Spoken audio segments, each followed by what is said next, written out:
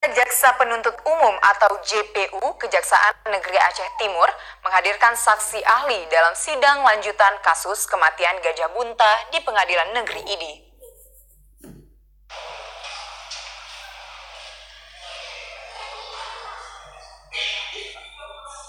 Kematian Gajah Bunta yang sebelumnya ditempatkan di Conservation Response Unit atau CRU Serbajadi diduga kuat akibat diracun. Berdasarkan hasil uji lab, Gajah Bunta yang mati di CRU Serbajadi akibat menelan racun. Di dalam perutnya juga ditemukan buah-buahan yang diduga menjadi perantara racun. Bahkan buah jenis yang sama juga ditemukan di sisi bangkai Gajah Bunta. Ini ada sidang keempat kalau nggak salah. Sidang keempat, ya. Nah, apa aja yang ditanyakan kepada saksi ahli tadi? Itu kan mengenai keahliannya di bidang konservasi di bidang kematian gajah.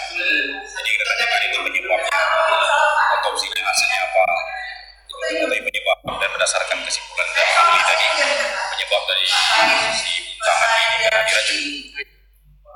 Hasil uji lab di dalam organ dalam bangkai gajah saat nekropsi juga ditemukan benda asing sejenis pestisida.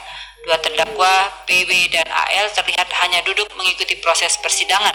Keduanya tidak memberikan komentar apapun. AL ikut didampingi penasihat hukum yakni Tengku Indra Kusmera, sarjana hukum. Kalau saya analisa dari kejadian dan barang bukti, karena kejadian pembunuhan, setelah pembunuhan, hasil nekropsi, pemeriksaan nekropsi oleh TKP, bahwa di situ ada Winnie dan ada pisang, dan fotonya juga ada, dan dari gambarnya nampak profilnya itu bahwa terjadi perubahan di usus, dan hasil dari pembacaan nekropsinya saya tengok bahwa terjadi pembengkakan di jantung, di ginjal, di hati, di paru-paru, dan lompatnya cairan.